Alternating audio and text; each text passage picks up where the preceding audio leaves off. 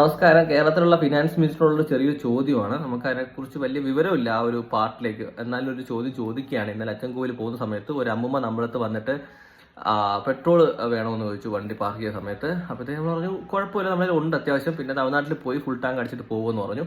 അപ്പോൾ പറഞ്ഞ കാര്യമാണ്, നിങ്ങളുടെ കേരളത്തിൽ ഒരുപാട് കൂട്ടി വെച്ചേക്കുവാണ്, അതുകൊണ്ട് ഒരൊറ്റ സ്വാമിമാർ പോലും അവർ കേരളത്തിൽ നിന്ന് എണ്ണ അടിക്കത്തില്ല, അവരെല്ലാവരും അടിക്കുന്നത് തമിഴ്നാട്ടിൽ നിന്നാണ്. അപ്പോൾ ആന്ധ്രയിൽ നിന്നാണ്, കർണാടകയിൽ നിന്നാണ്, അവർ അങ്ങനെ അടിച്ചിട്ട് വരും. പിന്നെ തമിഴ്നാട്ടിൽ നിന്ന് വന്നിട്ട് ബാക്കി അടിച്ചിട്ട് അല്ലെങ്കിൽ റിസർവ് ചെയ്തിട്ടാണ് വരുന്നത്. അല്ലാതെ കേരളത്തിൽ നിന്ന് ഒരൊറ്റ ആൾ പോലും എണ്ണ അടിക്കുന്നില്ല എന്ന് പറയുന്നത് ഈ സീസൺ, ശബരിമല സീസൺ നമുക്കറിയാം, ഏറ്റവും കൂടുതൽ ആൾക്കാർ വരുന്നത് കേരളത്തിൽ നിന്ന് പുറത്തുള്ള സ്റ്റേറ്റിൽ നിന്നാണ്. അതും വലിയ വണ്ടികളിൽ, ടെമ്പോയിലും ട്രാവലറിലും അല്ലെങ്കിൽ ഈ പറയുന്ന ബസ്സുകളിലൊക്കെയാണ് വരുന്നത്.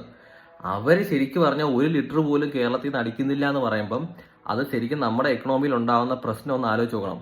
അവരുടെ സ്റ്റേറ്റിലാണ് അവർ എണ്ണ അടിക്കുന്നത്, അവരുടെ സ്റ്റേറ്റിലാണ് അവരുടെ ടാക്സും കിട്ടുന്നത്.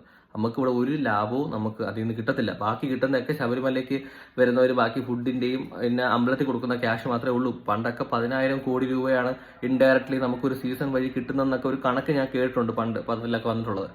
അപ്പം ഇപ്പം ഈ സീസണിലെങ്കിലും എന്തുകൊണ്ട് കേരള സർക്കാർ പെട്രോളിന്റെ വില, ഇപ്പൊ തമിഴ്നാട്ടിലെ ഇന്നലത്തത് 101.7 ആയിരുന്നു, എന്തുകൊണ്ട് 101 ആക്കി കൊടുക്കുന്നില്ല?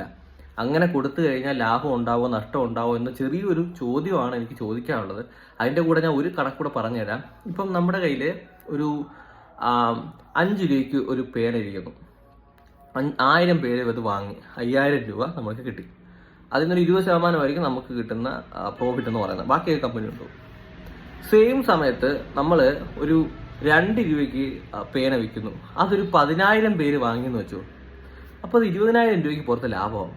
ഇതേ കൺസെപ്റ്റ് തന്നെ അല്ലേ നമ്മുടെ പെട്രോളിന്റെ അവസ്ഥ? ഈ ശബരിമല സീസൺ മാത്രമല്ല, അമ്മൂമ്മ പറഞ്ഞ കണക്ക് ഈ ചരക്ക് വണ്ടികൾ തൊട്ട് ഇപ്പൊ ഞാൻ ഉൾപ്പെടെ, ഞാൻ കഴിഞ്ഞ ഒരു മാസമായിട്ട് 2 മാസമായിട്ട് ഞാൻ ഇപ്പൊ ചെയ്യുന്നതെന്ന് വെച്ച് കഴിഞ്ഞാൽ, ഞാൻ നേരെ തമിഴ്നാട്ടിൽ പോവും, ഫുൾ ടാങ്ക് അടിക്കും, തിരിച്ചു വരും, ഒരാഴ്ച സൂപ്പറായിട്ട് വണ്ടി ഓടും.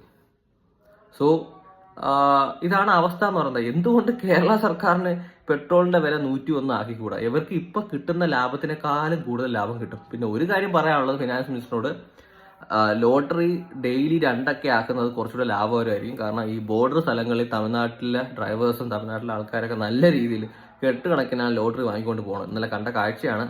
അപ്പം 2 കാര്യം, ഒന്ന് ഉത്തരം കിട്ടിയാൽ കൊള്ളാം. ഒന്ന്, ലോട്ടറി ഈ പറയുന്ന കണക്ക് ഡെയിലി നമുക്ക് പ്രൈസ് കിട്ടുന്ന രീതിയിൽ 1-2 ലോട്ടറി ടിക്കറ്റ് എക്സ്ട്രാ ആക്കുക, അങ്ങനെ ആക്കാൻ ചെയ്യാൻ പറ്റുമെന്ന് എനിക്ക് അറിയത്തില്ല. ചെയ്ത് കഴിഞ്ഞാൽ കേരളത്തിന് കുറച്ച് ക്യാഷ് കിട്ടും. കാരണം അറിയാമല്ലോ നമ്മളെ ഫിനാൻഷ്യൽ ഇഷ്യൂസ്. 2, പെട്രോളിന്റെ വില കുറച്ച് കഴിഞ്ഞാൽ നമുക്ക് നഷ്ടം ഉണ്ടാവുമോ ലാഭം ഉണ്ടാവുമോ എന്നൊരു ചോദ്യമാണ്. അത് ഉത്തരം അദ്ദേഹം പറയുമെന്ന് എനിക്ക് അറിയത്തില്ല.